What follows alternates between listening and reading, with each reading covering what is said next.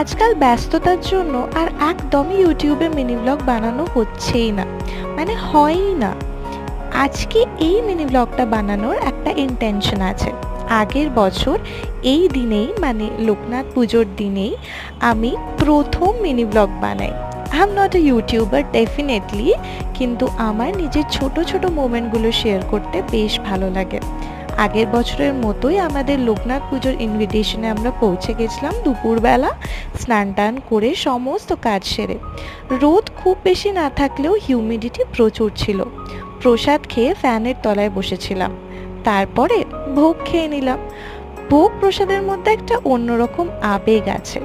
তারপরে বাড়ি ফিরে পড়লাম যথাসময়।